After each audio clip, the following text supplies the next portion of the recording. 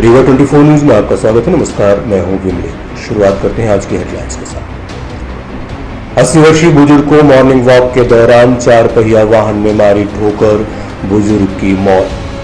Madhya Pradesh Congress committee के महामंत्री ने खाद बीज उपलब्ध कराए जाने की मांग को लेकर सौंपा ज्ञापन।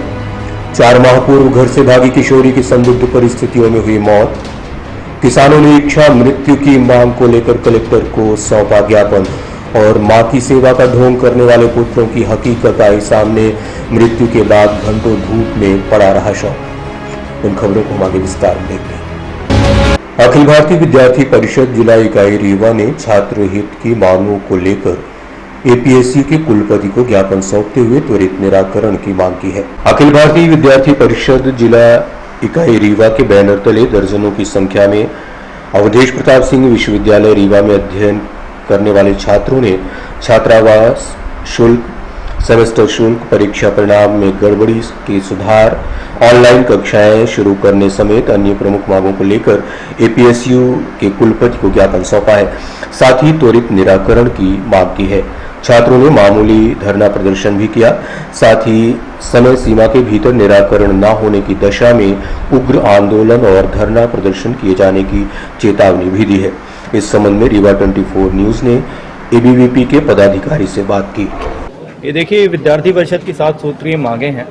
हमने ये विषय पहले भी कुलपति महोदय को मतलब ज्ञापन के माध्यम से उनको जानकारी दी है, पर अभी तक कोई निराकरण नहीं हुआ है। इसलिए आज हम यहाँ पे बैठने के लिए और घेराव करने के लिए विवश हैं।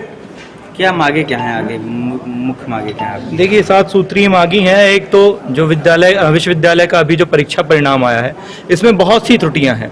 कहीं कहीं पे ऐसे हैं कि विभाग में, लॉ विभाग में हो गया, आपके प्रोमोटेड का रिजल्ट है, आपके कुछ महाविद्यालय हैं, जैसे सिमरिया महाविद्यालय का मामला है, सतना के 2 महाविद्यालय हैं, इसमें 95% तक छात्र फेल हैं।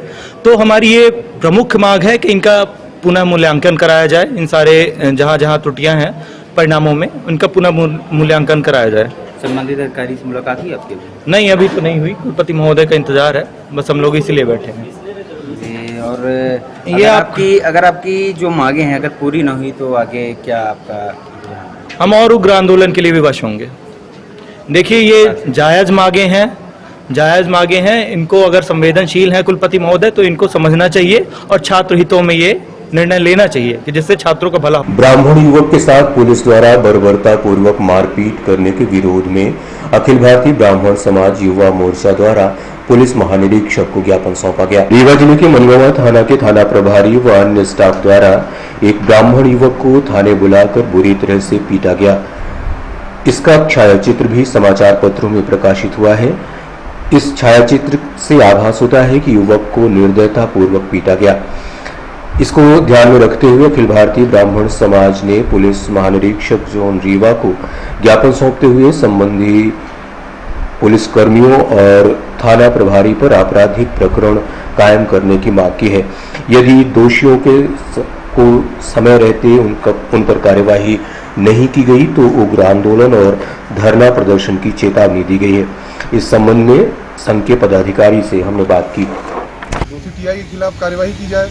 गंभीर रूप से मारपीट हुई, जो पेपरों में जो निकला हुआ है, जिस हिसाब से वो बेचारा अपनी दरख्वास्त लेके थाने गया था, मगर थाने में कोई पार्टी वगैरह बता रहे हैं चल रही थी, तो उनके पार्टी में विघ्न पड़ गया। इसी वजह से नाराज होकर उन्होंने उसके साथ गंभीर रूप से मारपीट की।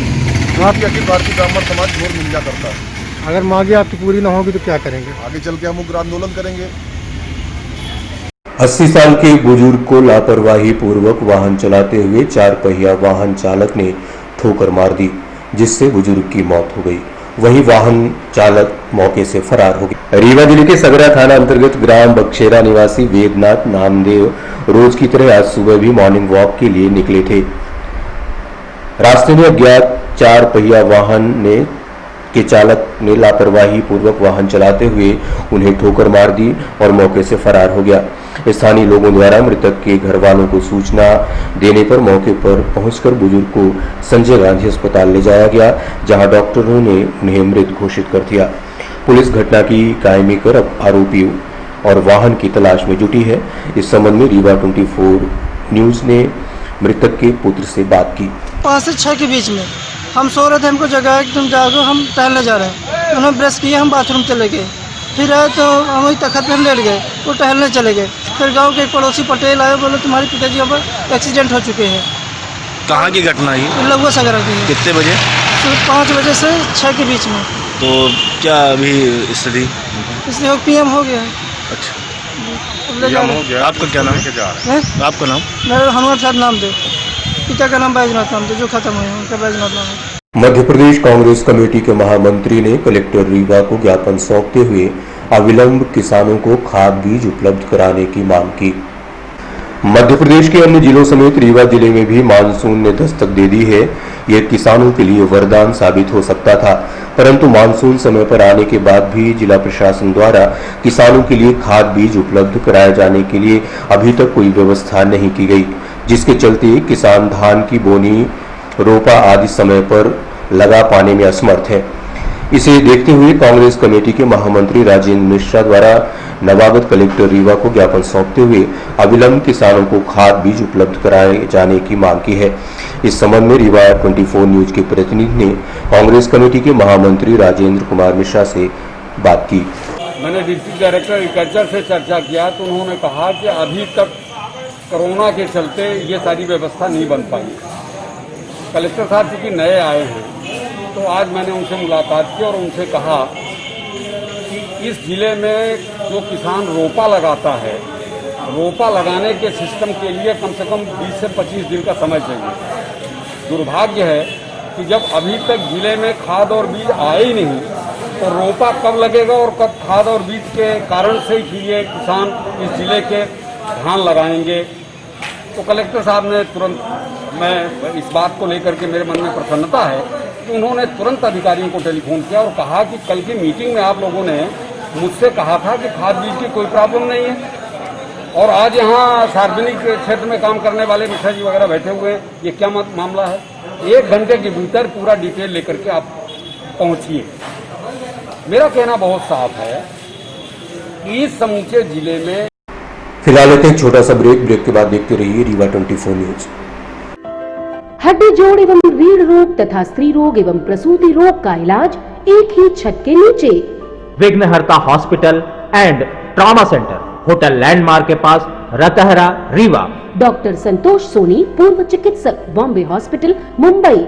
हड्डी जोड़ एवं रीढ़ रोग विशेषज्ञ, छोटे चीरे एवं दूरबीन विधि द्वारा हाथ तथा पैर की हड्डियों का ऑपरेशन। गठियाबात, जटिल एवं बिगड़े हुए फ्रैक्चर का बेहतर इलाज करते हैं डॉक्टर संतोष सोनी। विघ्नहर्ता हॉस्पिटल ट्रॉमा सेंटर में ही स्त्री एवं प्रसूत रोग विशेषज्ञ डॉक्टर शैलजा सोनी भी उपलब्ध हैं, जिनकी देखरेख में नॉर्मल डिलीवरी, सिजेरियन ऑपरेशन एवं बच्चेदानी से संबंधित ऑपरेशन की बेहतर सुविधा। संतानहीन दंपत्ति तत्काल संपर्क करें।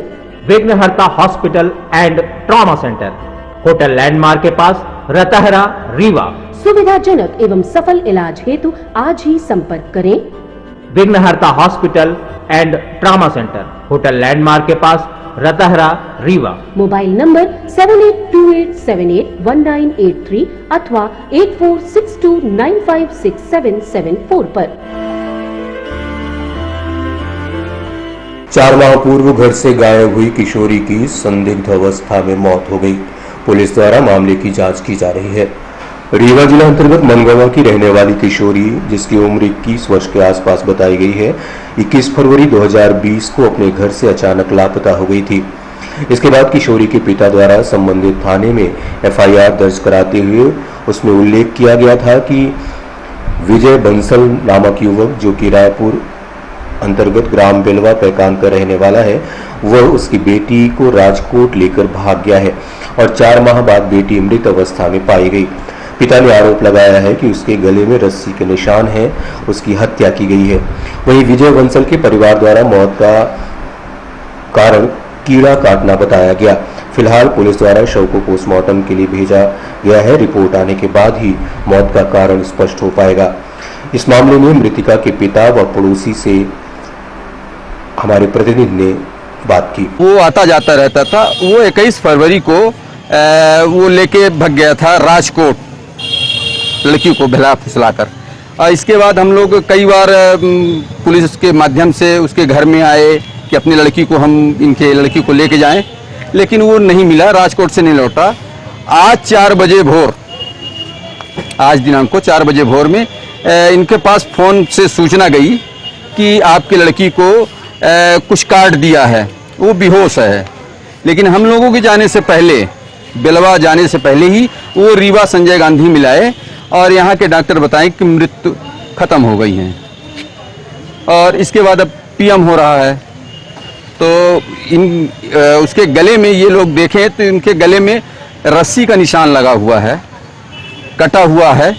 तो ऐसा प्रतीक होता है, ऐसा मालूम पड़ता है कि इसको फांसी में झुलाया गया है। अब पूरे परिवार के लोग मिलके इसको या अंजाम दिया गया है इस लड़की के साथ। रिपोर्ट लिखवाई है? हाँ, पहले गुमशुदगी की रिपोर्ट लिखे थे। बहरहाल आज तो कुछ नहीं हुआ, आज सूचना भर दिए हैं ये हमारे साथी। अगले पर्सन ने मारा? बिल्कुल, बेशक, इसमें क्या है। क्या नाम है उसका? विजय बंसल और परिवार के लोग हैं जिनको हमको नहीं मालूम है। कहाँ रहते हैं वो बेलवा में है, बेलवा पैकान में। थाना क्या लगता है? थाना रायपुर करचुलियान। किसानों ने कलेक्ट्रेट कार्यालय पहुंचकर इच्छा मृत्यु की मांग की है।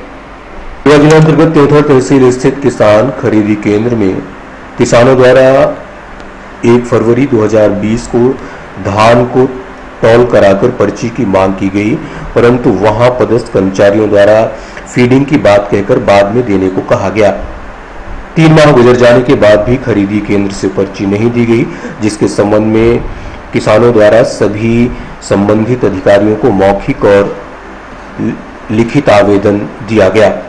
जानकारी के अनुसार अतुल मिश्रा, विनोद तिवारी और रूपेंद्र पाठक द्वारा किसानों की तौल की हुई धान को विक्रय कर दिया गया है।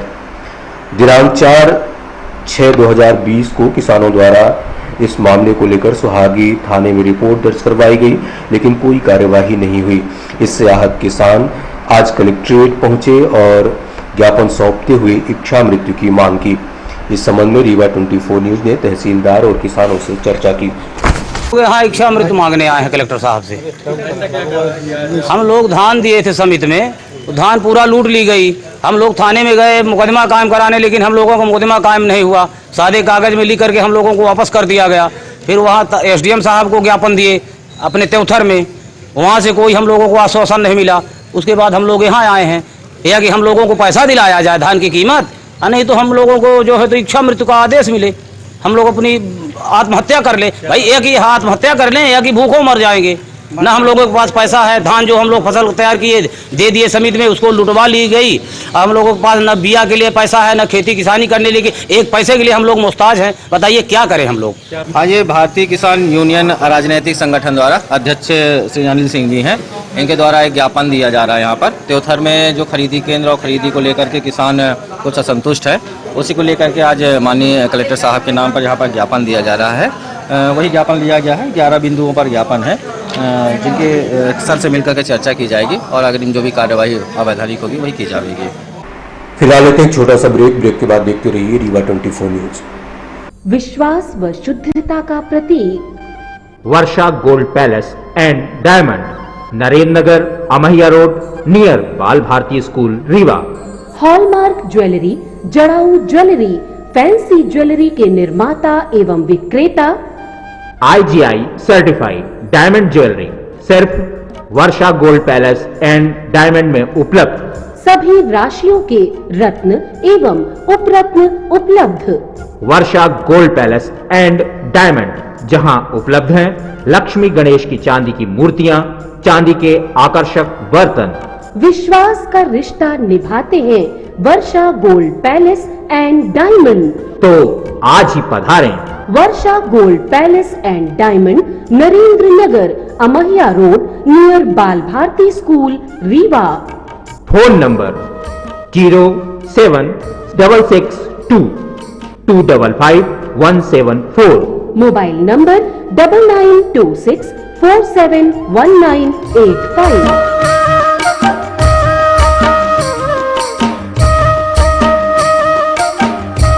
अमहिया थाना क्षेत्र अंतर्गत 2 दिन पहले किशोरी ने प्रेमी द्वारा शादी से मना करने के बाद अपने आप को आग के हवाले कर लिया था। जिससे वो 80% जल गई थी। गंभीर हालत में उसे उपचार के लिए अस्पताल में भर्ती कराया गया और उसका उपचार चल रहा है। इस घटना में जिम्मेदार आरोपी को पुलिस ने हिरासत में ले लिया है और मामले को पंजीबद्ध कर लिया है। रीवा जिले के अमैया थाना क्षेत्र अंतर्गत कमसरियत मोहल्ले में 2 दिन पहले एक किशोरी गर्भवती थी और उसने प्रेमी से धोखा मिलने के बाद अपने आप को आग के हवाले करते हुए आत्महत्या करने का प्रयास किया था। इसके चलते किशोरी का 80% शरीर का हिस्सा आग में बुरी तरह से झुलस गया था। उसे उपचार के लिए गंभीर अवस्था में संजय गांधी अस्पताल में भर्ती करवाया गया है। इस घटना का जिम्मेदार मानते हुए किशोरी की मां द्वारा जिशान उस्मानी के खिलाफ थाने में रिपोर्ट दर्ज करवाई गई, जिसके बाद पुलिस ने आरोपी युवक को पकड़कर कार्यवाही की। इस संबंध में रीवा 24 न्यूज ने थाना प्रभारी अमैया शिवा अग्रवाल से बात की। सरी कमसरियत मोहल्ला में घटना हुई थी, लड़की ने आग लगा ली, उसमें एक आरोपी को पकड़ा गया। क्या मामला ये था कि ये जो फरियादिया उसकी माँ, लड़की की माँ के बताई थी कि जिशान उस्मानी करके एक व्यक्ति है जिससे उसकी लड़की की बातचीत होती थी और उसने शादी का झांसा देकर उसके साथ अवैध संबंध बनाए और बाद में जब उसने शादी के लिए लड़की ने बोला तो जिशान उस्मानी ने मना कर दिया, तो जिसके कारण वो लोक लज्जा के भय से और वो आत्मदाह करने का प्रयास किया उसने और लगभग 80% वो जल गई। तो इस मामले में उस पर 376(2) के तहत एवं 498 के तहत मामला दर्ज किया गया है और विवेचना में लिया गया है। सर लड़की बताई जा रही प्रेग्नेंट भी है। हाँ, इस बात की पुष्टि डॉक्टरों ने की है, लड़की प्रेग्नेंट थी। आरोपी पकड़ गया? आरोपी पकड़ गया है और जल्दी ही जेल भेजा जा रहा है। मार्क्सवादी कम्युनिस्ट पार्टी के राष्ट्रीय आह्वान पर लॉकडाउन होने के चलते आमजनों को होने वाली समस्याओं के समाधान की मांग को लेकर ज्ञापन सौंपा गया। मार्क्सवादी कम्युनिस्ट पार्टी जिला इकाई रीवा द्वारा राष्ट्रीय आह्वान पर लॉकडाउन के दौरान आम नागरिकों को हुई समस्याओं के समाधान की मांग को लेकर 4 सूत्रीय मांग पत्र प्रधानमंत्री नरेंद्र मोदी जी के नाम संभागीय आयुक्त को सौंपा गया है। इस संबंध में रीवा 24 न्यूज ने पार्टी के पदाधिकारियों से चर्चा की। परिवार है लॉकडाउन के कारण प्रभावित हुए हैं, उन सभी को 7500 रुपये नगद उनके जेब में पैसे दिए जाए। सभी को जो है प्रति व्यक्ति 10 किलो के हिसाब से अनाज दिया जाए। दूसरा, रोजगार गारंटी योजना जो है वो अभी ग्रामीण क्षेत्रों में ही लागू है, उसे शहरी क्षेत्रों में भी लागू किया जाए और 100 दिन का जहाँ रोजगार मिलता है वहाँ पर 200 दिनों का उन्हें रोजगार दिया जाए। और इसके अलावा सरकार ने इस वक्त जो है इसी लॉकडाउन के मौके पर निजीकरण का बड़े पैमाने पर काम किया, रेल में और हवाई क्षेत्र में और सार्वजनिक क्षेत्र के जितने भी उद्योग हैं, उस जो निजीकरण की मुहिम है उस पर रोक लगाई जाए। तो ये 4 प्रमुख मांगों को लेकर के केंद्रीय पार्टी ने देश भर में आह्वान किया और तमाम मार्क्सवादी कम्युनिस्ट पार्टी के लोग तमाम इकाइयों में प्रदर्शन करके इस मांग को उठा रहे हैं। देश भर का ये आंदोलन है। किसको ज्ञापन दिया गया? ये प्रधानमंत्री को संबोधित ज्ञापन है जो कमिश्नर के माध्यम से दिया जाएगा। पूरे देश में एक साथ दिया जाएगा। मां की सेवा का ढोंग दिखाने वाले पुत्रों की हकीकत उस वक्त सामने आ गई जब उनकी मां की मौत हो गई और घंटों धूप में लाश लावारिश पड़ी रही। लड़के मां की सेवा का दावा करते नजर आए। शहर के चरहटा थाना क्षेत्र अंतर्गत रहने वाली शांति पांडे नामक वृद्ध महिला की मौत हो गई।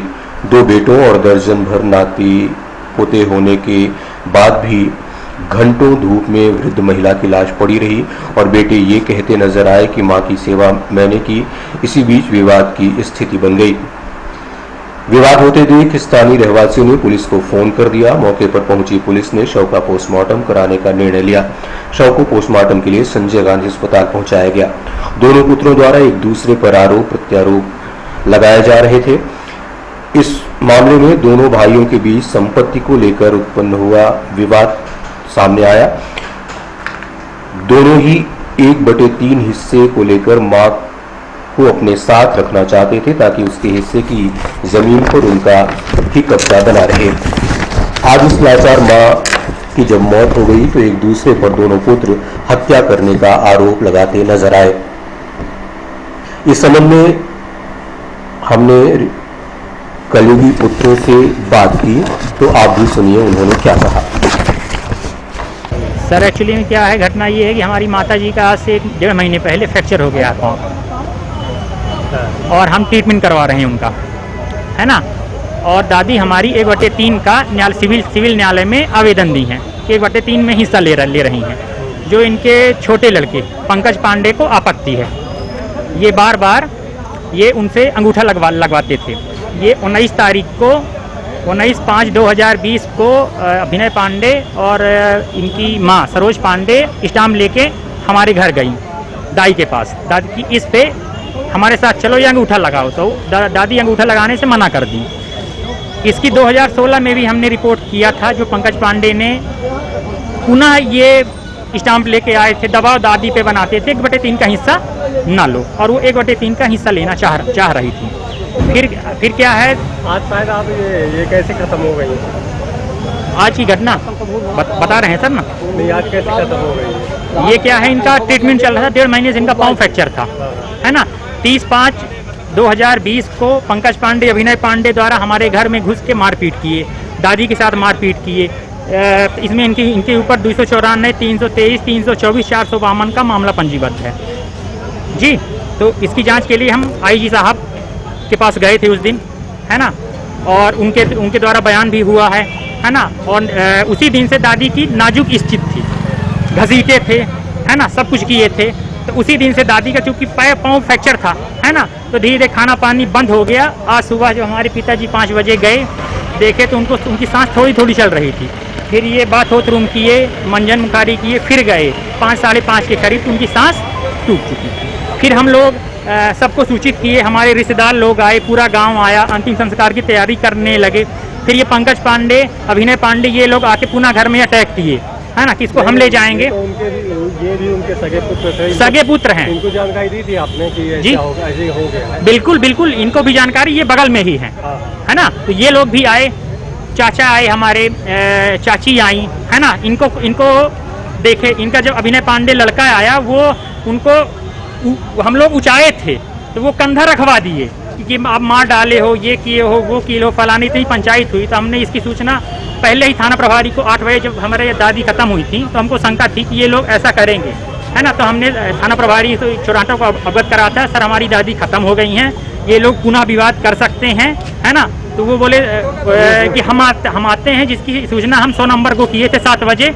उसके बाद पुलिस आई और इनका कहना ये था कि पोस्टमार्टम हो, और तो हमें भी कोई आपत्ति नहीं थी, तो हम लोग पोस्टमार्टम कराने आए।